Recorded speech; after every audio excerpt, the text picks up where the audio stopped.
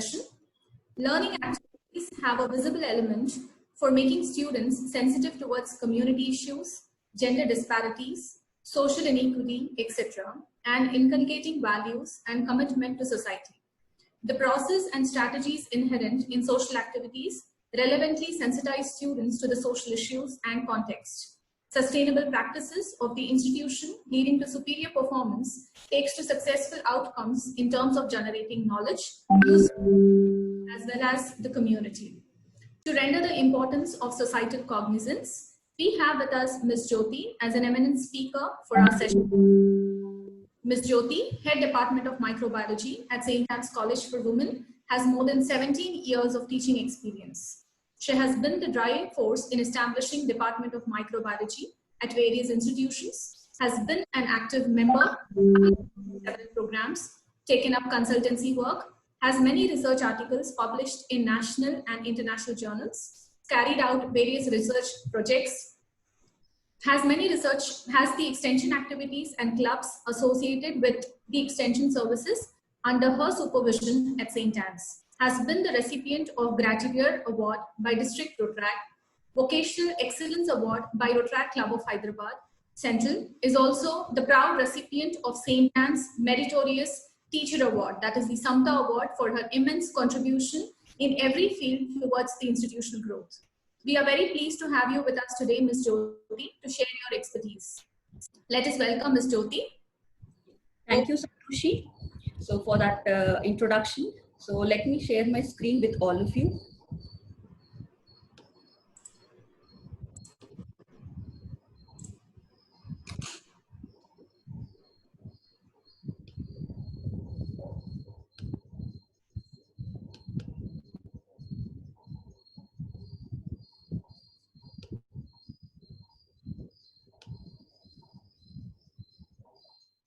Is it visible now? Yes, Jyoti. Yes. I'll just do slides.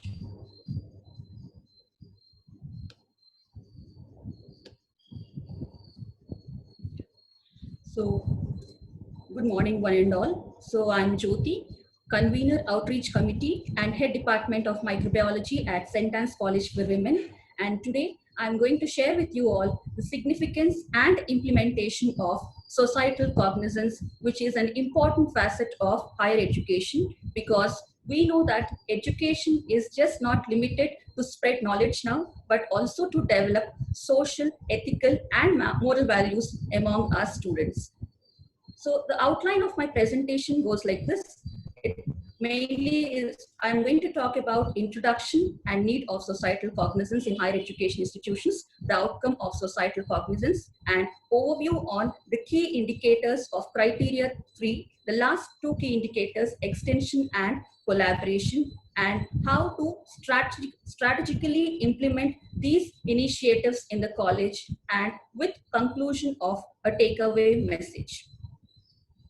So let's begin with the introduction and need of societal cognizance in higher education. So when we talk about this particular term, societal cognizance, it means really new, but the simple reference to societal cognizance is nothing but extension, which means reaching out to the community or the society.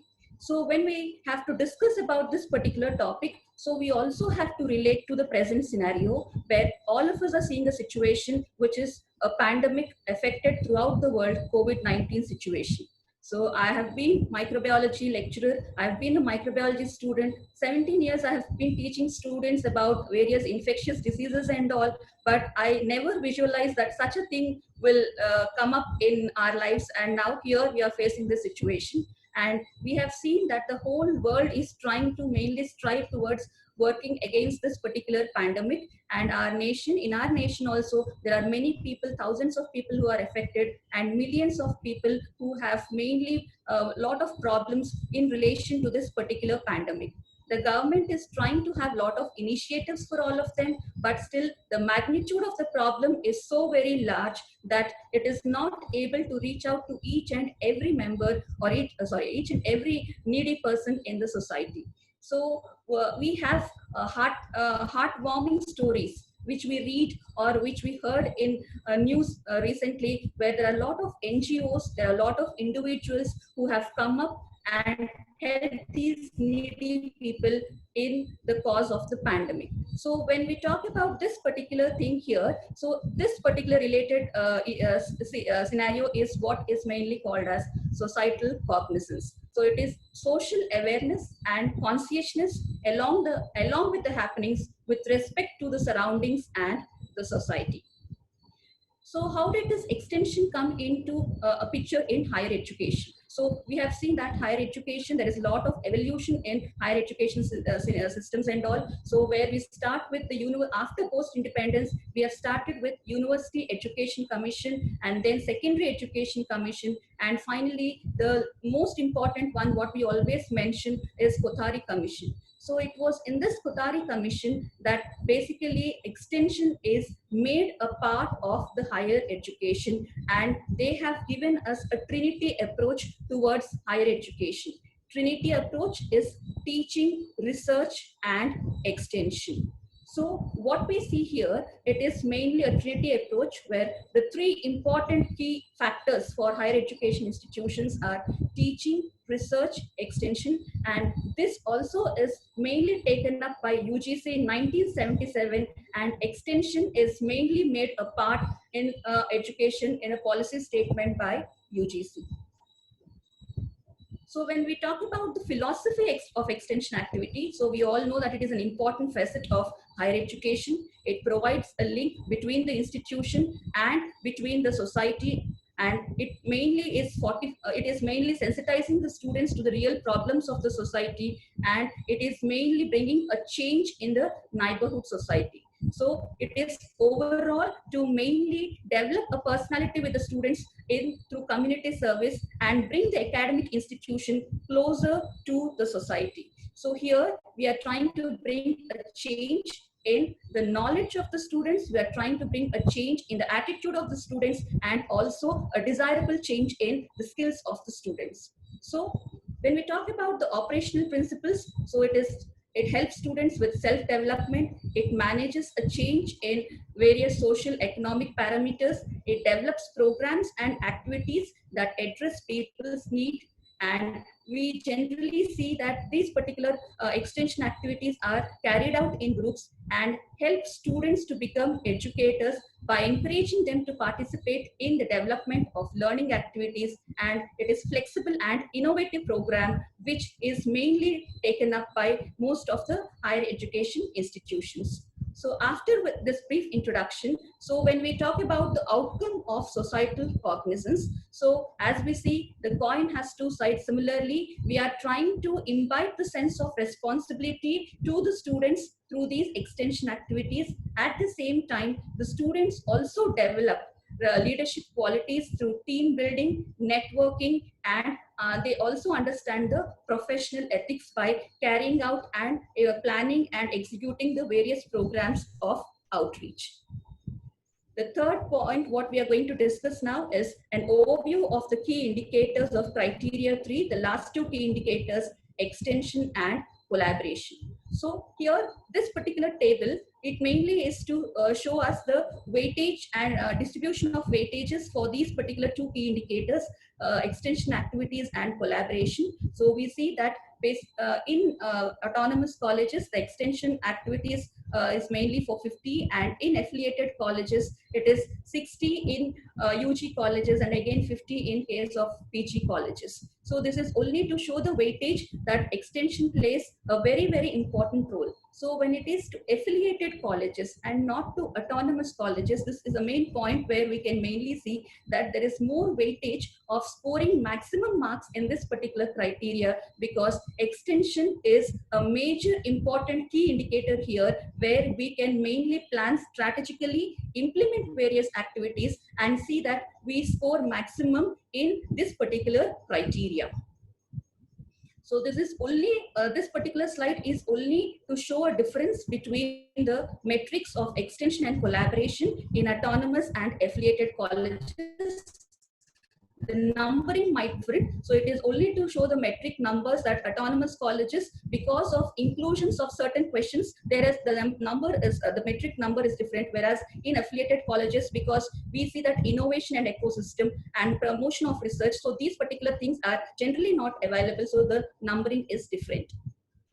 So let me highlight the qualitative and the quantitative metrics and weightages in extension. So we have 4 important questions in extension. So these 4 important questions, as I have mentioned here, it mainly gives A is for autonomous colleges and for affiliated UG and PG colleges. So which are the qualitative questions and which are the quantitative questions, and what are the weightages for each and every question is clearly mentioned here in this slide.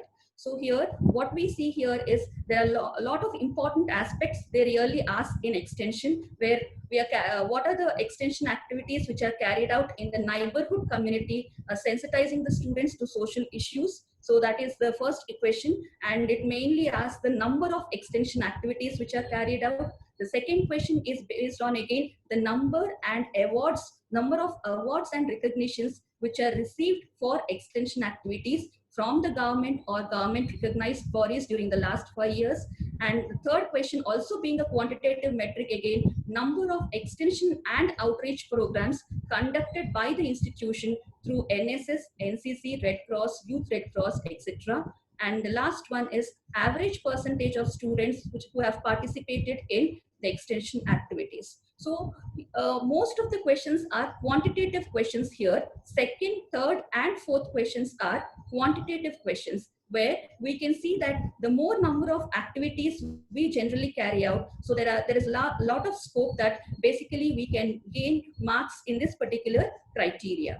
And when we talk about the participation, how do we mainly, one particular aspect is student involvement and student participation. It becomes a major problem for all of us. So how to motivate the students? So here I'll just tell the case study of our college, where ours is an autonomous college, and we have integrated most of these particular extension activity programs as a part of our curriculum. So we have a flexibility of including co-curricular activities as ability enhancement courses and outreach, extension, all of them, Eco Club, or that is environmental education, NCC, NSS, they are integrated into our curriculum, and that is how we see that students, all the students, first year students, are enrolled into these programs so that they can be a part of these programs. But for affiliated colleges, it is only the awareness what we have to mainly create among the students about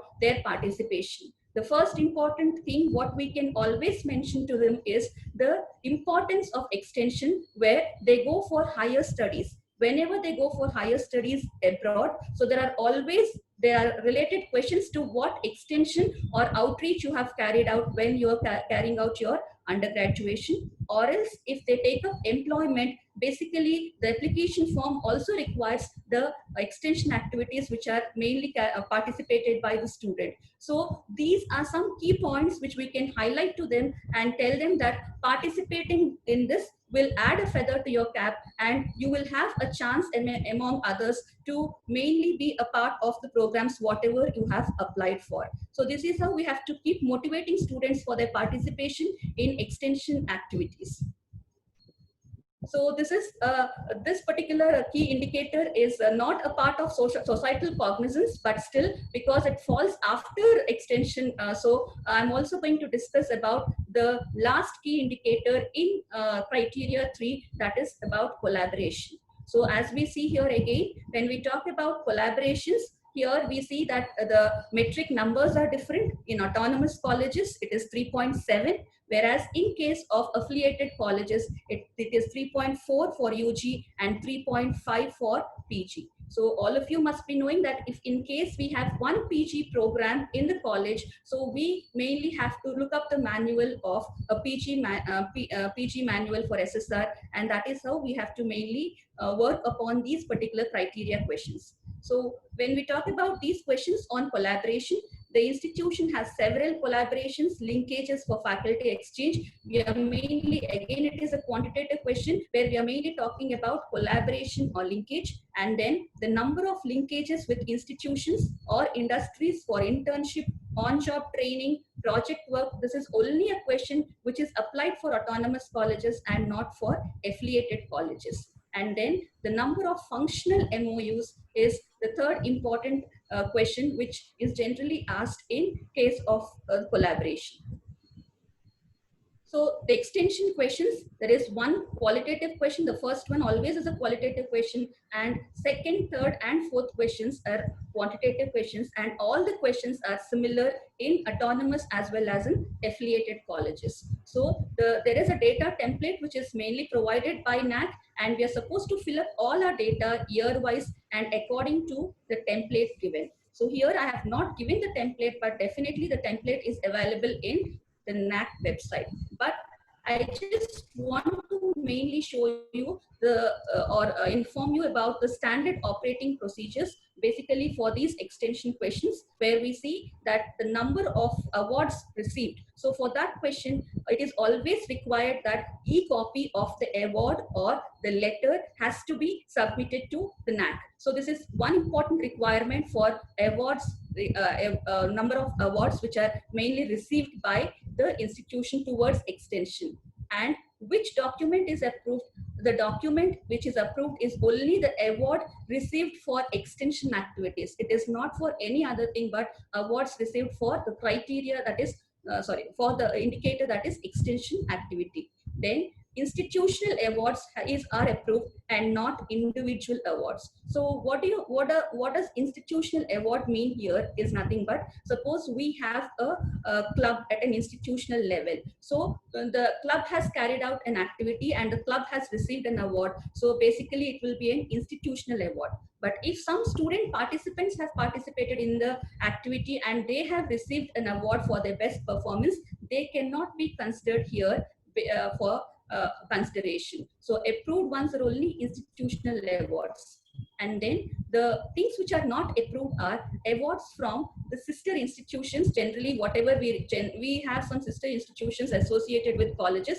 If we are mainly if we have received any such award from any sister institution, it cannot be considered. And also awards from local bodies like you have Gram Panchayat and all. So these awards also will not be considered under this particular question. And 3.6.3 and 3.6.4, where the questions which we have already discussed earlier about the number of activities which have been carried out in collaboration with NSS, NCC, and active participation or percentage of participation of students.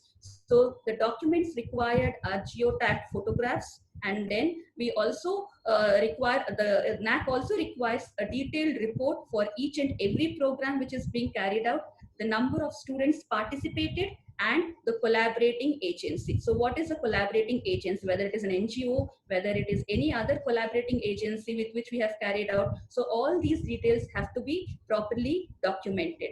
Then the newspaper reports of events are the ones which are approved. And again here, which are not approved are, there are certain events which we mainly conduct, extension events which we conduct for the benefit of our students. So when we conduct events within the college for the benefit of the students, so these are generally not approved. They are not considered because it is not mainly an activity for the community.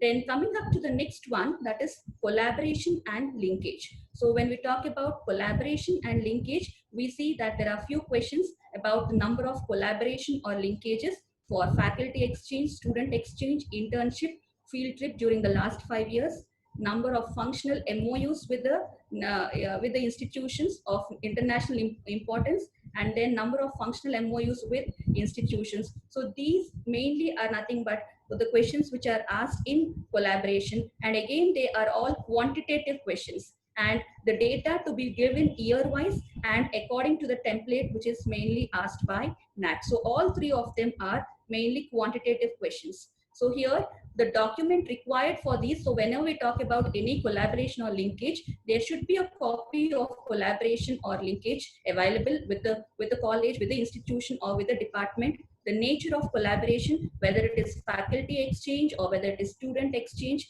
So what are the activities which are being carried out year-wise? So with that particular form of linkage or collaboration, so all these have to be properly documented. So, and these are the requirements which are documents which are required by NAAC.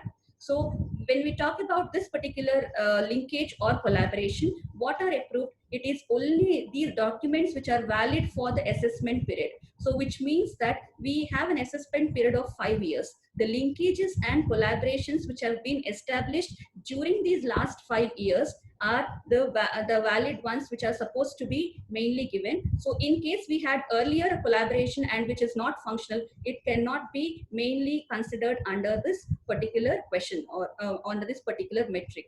The collaboration activities to be facilitated through the mentioned collaboration only. So suppose let us say we have a collaboration with a research institute, and basically we are mainly going to give documentation only about those particular activities which are carried out in collaboration with the research institute and not with the second institute. And the newspaper reports of the event. So these are certain documents which are always asked. And then the next important thing what we mainly have to see is what are the documents which are generally not approved by NAAC. Collaborations which are mentioned in extension. So we have few collaborations for extension also. So whatever collaborations are already mentioned in extension cannot be mentioned under this particular key indicator. So there should be a different collaboration, because here the collaboration is only considering with faculty exchange, student internship. So on these key aspects. Collaborations with sister institutions are not considered, and certificate issued by external agencies cannot be approved. For example, if we have a particular program which is mainly provided by any other institute and which is not a collaborative institute, so those certificates cannot be documented under this particular category. And then when we talk about the last important question, 3.7.3, which is mainly about the functional MOUs, the list of activities conducted with that functional MOU, the e-copy of the letter. So all is to be mainly documented, and the MOU should be functional during the assessment period. So this is approved. NAAC approves only if it is functional during the assessment period, because MOU sometimes can be for an year. Okay, it mainly depends upon the institution and depending upon the partnering institute, or it can be a partnering firm. So basically it should be functional during the assessment period. It should be counted only once. So for example, we cannot count the same MOU in all the 5 years. So for example, we have an MOU for 5 years, let us assume. So that MOU can be counted only once. It cannot be repeatedly counted for the next year. And there should be at least minimum of one activity which has to be carried out with the help of functional MOU. So these all documents are generally approved by NAAC under this particular key indicator under this metric. And again, MOU with sister institutions under the same trust are generally not considered by NAAC. So these are main important points which we have to consider when we are documenting both for extension as well as for collaboration. Now, after discussing about the key indicators, let us see the strategic implementation of extension or societal cognizance and initiatives which can be taken up. So here I just would like to share with you all the avenues of extension at our institutional level. So we mainly carry out a lot of extension at our institutional level with the help of these particular centers of excellence like Sahara, so Dhriti, which is Center for Women's Studies, Sanskriti, which promotes Indian heritage and culture, Dharani, which is Eco Club, NCC, NSS, as all of you know, NCC unit, NSS unit, along with the academic departments and the clubs which are mainly associated with the academic departments. So these are the possible avenues which mainly are involved in carry out extension in an institution. So to just share about Sentance, okay, so avenues and all. So the vision, in tune with the vision of our college, which is academic enrichment, skill enhancement, and value enrichment. So value enrichment, one important point which we consider here. So we have various important avenues of extension with different mottos. So Sahara is the centralized outreach unit of our college. Sahara is Sentence Helping Arms, Helping Hands and Building Arms. It is a centralized unit and it coordinates the extension activities institutional level, department level and club level. Similarly, we have NSS unit, we have NCC unit, and they mainly, the students also there participate in lot of activities related to community service and developmental activities. We have Dharani, where environmental awareness among students, and also they provide opportunities in mainly environmental sustainability projects. We have Dhruti, which mainly help women to create an environment that will enable them to realize their full potential, and as I told, Sanskriti, to protect, preserve and propagate India's culture.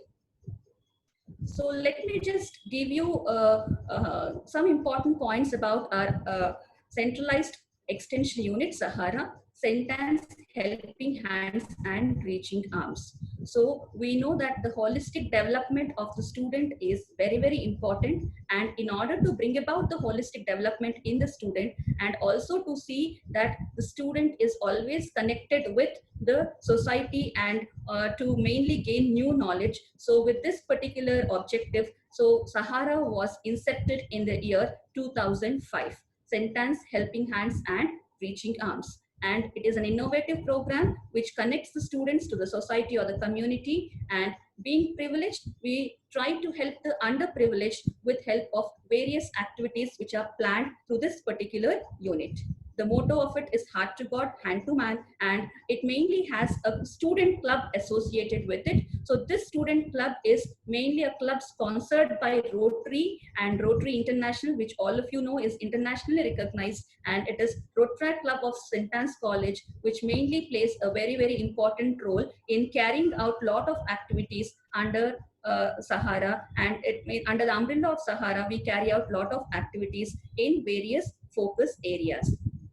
So I just want to show you the functional organizational chart of our Sahara. So we see that whenever there should be proper extension which has to be carried out, or outreach which has to be carried out from an educational institution, there should be a formulation of a committee. The first important point or the key point is formulation of a committee, which is an outreach committee, and this outreach committee can coordinate the various extension activities of the college. So where the committee, as we have a chairperson who formulates the committee and coordinate the extension activities and always extend support and cooperation. We have faculty or staff advisors, as we call as, who are a part of the outreach committee. They plan and help in execution of meaningful activities for the community and sustainable development of the society. We also have a student cabinet. So it is here we are talking about the holistic development of the student.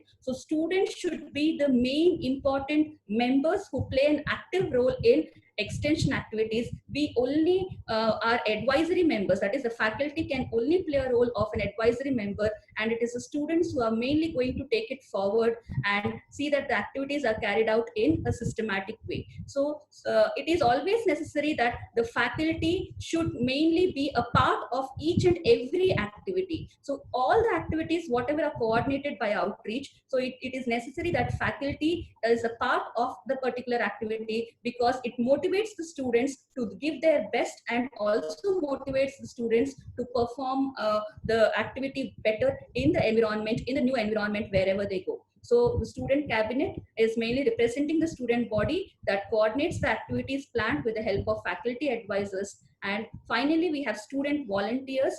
These volunteers directly engage themselves willingly to provide service in the programs or the activities. So how did Sahara has implemented various activities at Sentence, or this can be initiatives which can be, these can be some initiatives which can be adapted mainly for higher education institutions to carry out extension or outreach. So where we have adopted a village and a school in the nearby locality of a college. Then after adopting a village and a school, there is survey which is carried out on various aspects. So related to the health status in that particular area, or related to the literacy rate in that particular area, related to socio-economic status in that particular area, or related to the education background of the parents or the school education in that particular area. There are various types of surveys which are carried out in collaboration with the administrative members there in the village panchayat. And then there is analysis and planning. After the survey, there is proper analysis of the survey, and depending upon the requirement, there are proper plans which are generally made. And in response to that particular planning, we carry out various activities in that particular area. So here the various activities which can be carried out, which can mainly include vocational training programs for women. They can be in the form of health camps, they can be in the form of nutrition counseling, so where we mainly take the help of our nutrition department, so and diet counseling and all is done. So in this way we try to coordinate lot of activities in that particular adapted village or in the particular school, which mainly is the requirement in the area. So this is an action plan for implementation. So the weightage is generally given to government initiated national or state level programs, because when we see the questionnaire, we see that gender sensitization is one where they mainly ask us. There is also Harita Haram, where Telangana state government has initiated. So they ask us how many students have participated in those particular aspects, or it can be mainly national-wide initiatives like the Swachh Bharat Abhiyan. So many of these particular initiatives which have been taken up by national level, at the national level or the state level. So we can give weightage to such particular initiatives, and activities can be planned.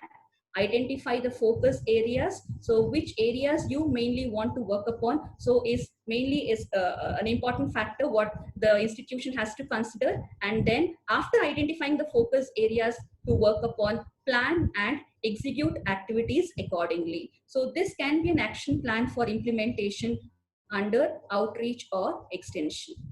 So we have few focus areas what we identified. So for example, at Sahara, we have identified 5 focus areas, and we try to concentrate on those 5 focus areas. So we see that there is a lot of development in the field of education, in the field of healthcare, and in the field of environmental awareness and protection. But still, there are a lot of challenges which we have to mainly work upon, and that is what where we try to work upon in all these particular focus areas of education or healthcare, or basically it can be environment. So here, in case of education, some of the initiatives what we can take up, or in fact the institutions can take up, is imparting value education to students, that is mainly to government school students and all. Imparting soft skill training, because they might not be having so much of competent teachers, or sometimes in a remote area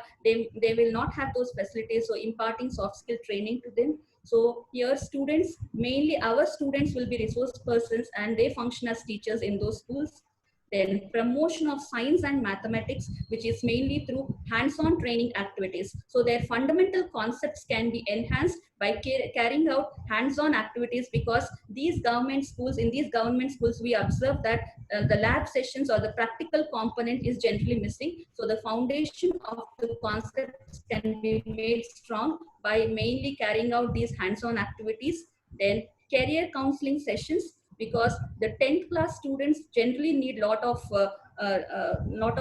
guidance on what to take up after their 10th grade, and also the 12th class students. So career counseling sessions are planned in the need, according to the need. Gender sensitization activities, legal awareness for women, promoting Indian culture and heritage activities, computer education. So all these are various focus areas, all these are various activities which are mainly focused under the area of education. Jyoti, yes. Jyoti, sorry to intervene, sorry to disturb you. Yes. Is the time up? Yeah. Because another speaker is waiting. Yeah, sorry. Yeah, thank you. We have certain programs in the area of healthcare. nutrition and fitness programs can be planned, health related awareness, that is mainly we have a health calendar can be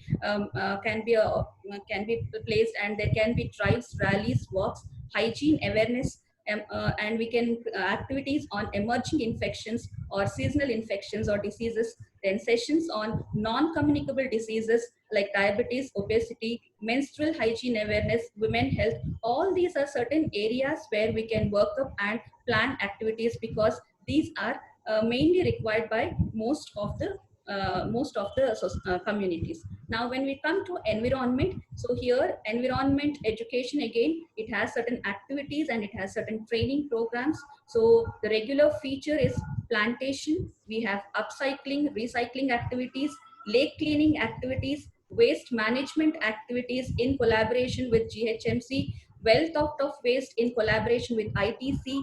Then we have training programs which have been organized for the children of various schools, paper bag making, then demonstrating kitchen waste disposal or composting, seed ball preparation, home gardening, organic farming, terrace gardening. So these are certain areas where we can mainly work on, because we see that there are a lot of issues which are related to the environment, and all these environmental issues can be worked upon.